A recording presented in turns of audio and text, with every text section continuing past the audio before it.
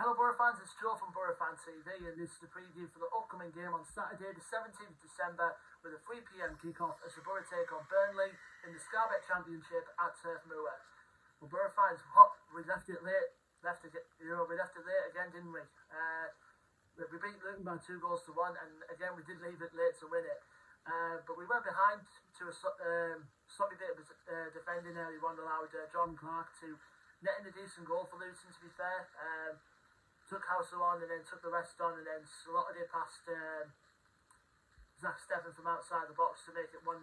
But no less than a couple of minutes later we were level. The whole combination between Ryan Giles and Chuba Akpom worked again. A good cross in from Giles on the left allowed Chuba Akpom with a free header to make it 1-1.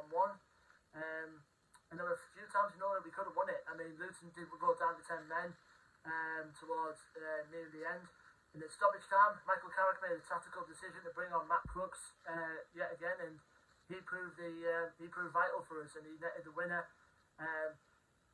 A long ball played in from the middle from Hayden Hackney, and there was a flick on in the box, and then Crooks nodded in to make it 2-1 to the Boro, and it puts us in a good position going into the game before Christmas Day. Basically, we're currently sitting in 12th in the league. I think we're just about 3 points or so off the playoff place. A win on Saturday can take us into the playoff fixture. Obviously, if results go our way, like I say, it's all depending on results. And we're still in a good bit of form. I mean, I think we're on a good long unbeaten run now since obviously the last loss we had over at Preston, and then we go over to their neighbours now. So it has the makings for a tough game. Obviously, considering Burnley where they are at the moment, which I'll get to Burnley in a sec. But we're in good spirits. We're definitely in good spirits for our fans. Obviously, on the injury front, the only two that I'm reportedly missing so far are both Matt Clark and Mark Ball at the moment, who are both out with injuries still. But apart from that, our squad's going to be good for a bit of health. And like I said, confidence is still growing going into these next round of fixtures before the start of 2023. Now we'll go on to our opponents, Burnley. Obviously, they're currently top of the league, obviously for a reason. They've been in good form recently under Vincent Kompany, who came in at the start of the summer after replacing Sean Dyche, who obviously left before the end of last season when the club were relegated from the Premier League. The record going into this game is played 22, won 12, drawn 8 and lost 2. Last game out for them, they brushed aside QPR with ease at Loftus Road by winning by 3-0. So like I said, they won the last 3 games, coming from their last defeat, which was about 4 games ago, where they got heavily beaten by Sheffield United away. So they're on a 3-game winning run out Burnley at the minute, and Vincent Kompany's got them in a very good position. If you get to that top spot by Christmas, it obviously guarantees promotion. Obviously, a win for Burnley on Saturday will certainly put them in pole position to get promoted this season. And they also got some very good set of players. Obviously, they kept a few from when they were in the Premier League.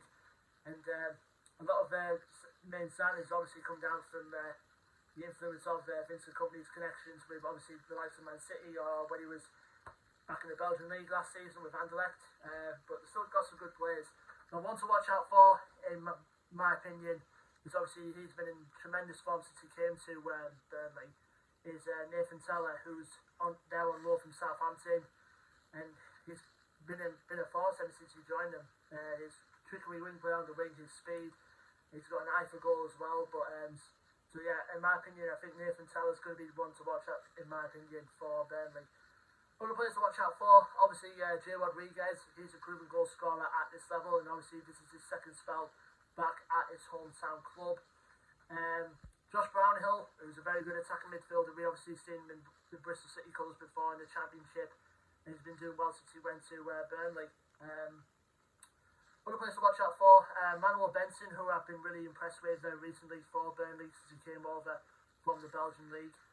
And also as well, we've got the likes of Jack Cork and Josh Cullen, who had the key holding midfielders for Burnley. Johan Berg-Gudmundsson as well, he's a threat as well. Taylor Howard-Bellis, the main centre-back they got on loan from Man City for the season, really good promising young centre-back. And Ian Madsen, who they got on loan from Chelsea as well, who had a spell on loan at Coventry last season. So they have a very decent squad, do Burnley. Obviously, like I said, they're where they are for a reason, and obviously, He has the makings again for a tough game. I know it's not like a broken record, but I think every game we play is going to be tough in the run-up from now to the end of the season. Now this is the first time that Boro have actually played Burnley since 2017 in a competitive game. Obviously, both sides at the time were in the Premier League. Last game out for us against them was we played out a goalless draw with them at the Riverside. I think it was back in March of 2017, I think. But I think in that season in the Premier League over at Moor, I think they beat us 1-0. And I think it was their last time as well that Burnley actually beat us in the league. Because in the last 8 meetings in the league between us and Burnley, so that loss against we had against them in the Premier League was the only victory that Burnley had against us in the league. I mean, in the other 7 fixtures, Boro have won 4 and the other 3 win draws. So it hasn't made it for not an easy game.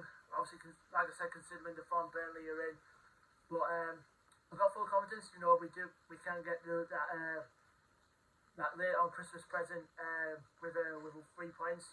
But in my opinion, I think a draw will probably be a good result either way for us. Obviously, considering the form that Burnley in, and we can just continue to grow our position up the league, and we're going to the next few games. Obviously, hopefully, you know, we're going up against sides that are currently out of form in a minute, which I'll explain in a bit.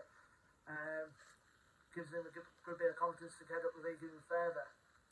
Leave me your thoughts and predictions in the comment section below, Boro fans. Don't forget to like, share and subscribe as always. Our social media links will be in the description below.